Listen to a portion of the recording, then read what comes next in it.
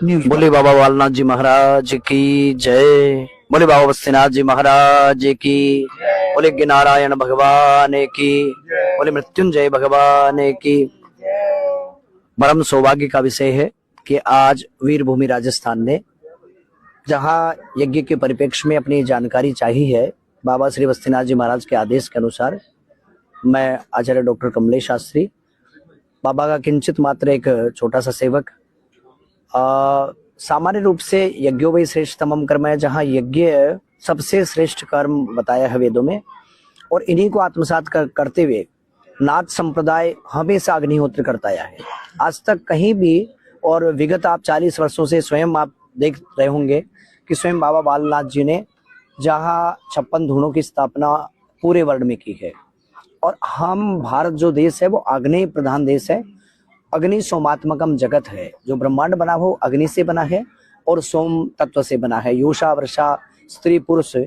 तो एशिया जो माइनर हमारा परिक्षेत्र है भूमंडल में, मध्य रेखा के आसपास का जो परिक्षेत्र है वो एशिया माइनर कहलाता है। एशिया माइनर आग्नेय देश कहलाता है। यूरोपियन जो देश है वो सोम तत्व है उनमें, जहाँ सोम तत्व वहाँ है। और विष्णु और यज्ञ, तो यज्ञ नारायण और देवता सारे निवास करते हैं एशिया माइनर में। और एशिया माइनर ही एक्चुअल में ब्रह्मावर्तिक एक देश था, जिसे आज भारतवर्ष कहा जाता है। वो ब्रह्मावर्तिक देश, एशिया पूरा माइनर जो था वो ब्रह्मावर्तिक देश था। उस ब्रह्मावर्तिक देश में माने विष्णु का निवास था और यूरोपियन कंट्री लक्ष्मी थे। अब जब तक लक्ष्मी और नारायण का मिलन नहीं होगा, अर्थात जब तक सोम और अग्नि नहीं मिलेंगी, ब्रह्मांड की तत्व की उत्पत्ति नहीं है। अब चूंकि कहा जाता है देवता क्यों भारत में निवास करते हैं, इसलिए कहा जाता है कि अग्नि से ही देवता पुष्ट होते हैं। साक्षात यदि कोई भोजन प्राप्त करना होता है देवताओं को तो अग्नि के माध्यम से करते हैं, बाकी वायु स्वरूप में वो ग्रहण करते हैं। ब्रह्मांड तभी पुष्ट होता है जब अग्नि होती है। तो भारत हमेशा अग्निहोत्र करता आया है। इसी को आत्मसात करते हुए बाबा श्री बालनाथ जी महाराज के सद उद्देश्यों को ध्यान में रखते हुए बाबा श्री बस्तीनाथ जी महाराज ने 2008 में बाबा श्री बालनाथ जी के दृष्टांत को आत्मसात करते हुए बाबा ने एक संकल्प सा किया कि मुझे कुछ करना चाहिए। बाबा बार बार दृष्टांत दे रहे थे और बाबा श्री बस्तीनाथ जी के मन में जागृति हुई, मैं करूं क्या। तो संदेश ऐसा मिला कि यज्ञ करें। और उस समय मेरे बारे में आप परिचय चाह रहे हैं, तो मैं इस प्रकार से बाबा का प्रथम सानिध्य मुझे इस प्रकार से प्राप्त हुआ कि बाबा चाह रहे थे कि कोई वैदिक विद्वान कोई अच्छा सा मिले। तो कई लोगों से बाबा ने पूछताछ की, तो बाबा को कई लोग जब आचार्य आए बाबा के पास में, तो बाबा ने उनको कोई प्रत्युत्तर में कुछ नहीं कहा। साथ में ही एक बार हमारे मुरारलाल जी शर्मा है, जो टैगोर पब्लिक स्कूल के प्रिंसिपल भी रहे हैं, वो बड़े बाबा से भी जुड़े हुए थे। बाबा श्री ने उनको संदेश दिया कि भाई आप कोई ब्राह्मण हो तो कोई अच्छा विद्वान, और मुझे तो सौम्य सा व्यक्ति है वो चाहिए। तो मुरारलाल जी ने 3-4 आचार्यों से मिलाया, लेकिन लास्ट में फिर मुझे मुरारलाल जी ने कहा कि एक बार, तो बाबा को कहा मुरारलाल जी ने कि एक छोटा सा बच्चा है और वो पढ़ रहा है, वेद का विद्यार्थी है, आप चाहें तो मैं उसको बुलाऊं, क्यों नहीं पहले बुलाऊं। तो ये तो अंतर्यामी थे, दिख रहा होगा। मैं आसाम कहीं गया हुआ था कोई अनुष्ठान को लेकर के, कुछ दिनों बाद आया तो फिर उन्होंने फोन किया कि आपको एक संत है बुला रहे हैं। तुरंत मैंने आत्मसात किया और मैं तुरंत मानसरोवर बाबा के आश्रम में पहुंचा। बाबा ने प्रथम दृष्टया मुझे देखा, मैंने बाबा को देखा। बाबा को देखते हुए मेरे मन में बड़ा थोड़ा सा कुछ अच्छा महसूस हुआ, और थोड़ा सा ब्राह्मण अहंकारी तो होता है, ये निश्चित है, परंतु संतों की कृपा के नीचे बैठ जाता है वो ब्राह्मण, उसका कल्याण भी हो जाता है। तो मुझे कुछ अच्छा आभास हुआ और मैं दंडवत बाबा को प्रणाम किया। तो बाबा ने मुझे उठाया और कहा कि कुर्सी लाओ। बाबा ने कहा कुर्सी पर बैठो, मैंने मना कर दिया, मैंने कुर्सी पे नहीं बैठूंगा। अरे भाई आसन लेके आओ। मैंने आसन पे भी नहीं बैठा, मैं बैठ गया जहाँ भी मिट्टी में।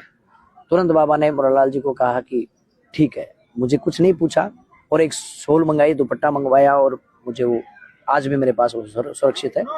तत्पश्चात बाबा ने संकल्प लिए कि मुझे बाबा बालनाथ जी की सदप्रेरणा हो रही है कि कलिकाल घोर समय आ रहा है और बहुत बुरा समय आने वाला है, और यदि इस राष्ट्र को बचाना है, धर्म ध्वजा की स्थापना करनी, तो यज्ञ करने होंगे। क्या आप इसके लिए सहमत हो?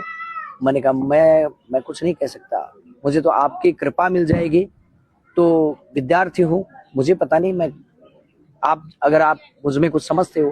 बाबा ने कहा तू सब कुछ कर लेगा। और उस दिन से 2008 से सबसे पहले मानसरोवर जो आश्रम है, आश्रम के बाहर 2 प्रतिष्ठा बाबा ने करवाई। पहला यज्ञ वहां हुआ था, हनुमान जी की और गणपति की स्थापना हुई। आज भी वो मंदिर, वहां से सारे मंदिर टूट गए, लेकिन आज हाईवे के बीच में भी वो मंदिर है। प्रथम प्रतिष्ठा वहां से थी। उसके बाद में प्रथम यज्ञ, पहला यज्ञ जो आरंभ हुआ 2008 में वहां प्रतिष्ठा, और 8 में यहाँ यज्ञ, जो जून में बाबा की बरसी पे यज्ञ हुआ। वहां से लेकर के आज तक प्रतिवर्ष अहरनिश, जहां 108 से लेकर के 1111, 2121, 5151 और विश्व का ये सारे रिकॉर्ड तोड़े बाबा ने, अपने रिकॉर्ड खुद नहीं तोड़े हैं।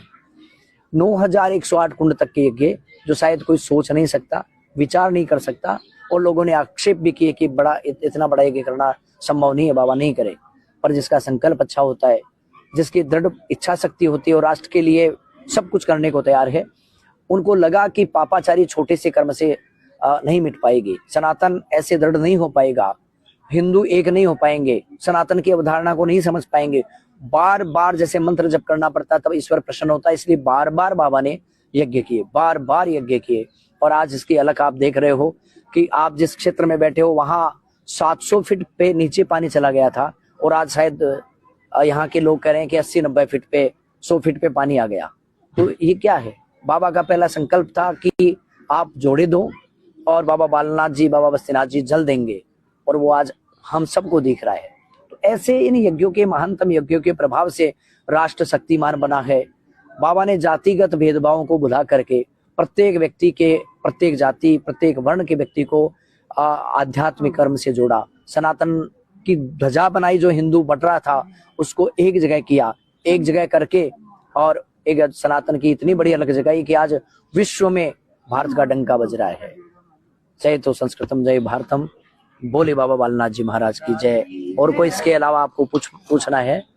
आपने इतने बड़े बड़े यज्ञ किए हैं, इतने बड़े बड़े आप, तो उसके बाद आपको कैसा एहसास हो रहा है कि इतना देखिए, सृष्टि के सबसे बड़े यज्ञ के आप देखिए मैं न तो आचार्य रहा हूँ, मुझे ये भी प्रतीति नहीं है कि मेरा कोई यहाँ पर रोल रहा है। मुझे इतना जरूर रहा है कि मुझे लगा कि 1 साल तक यज्ञ कैसे होगा, पर मेरे मन में प्रतीति रही कि मुझे ये, मैं इसका आचार्य नहीं हूँ।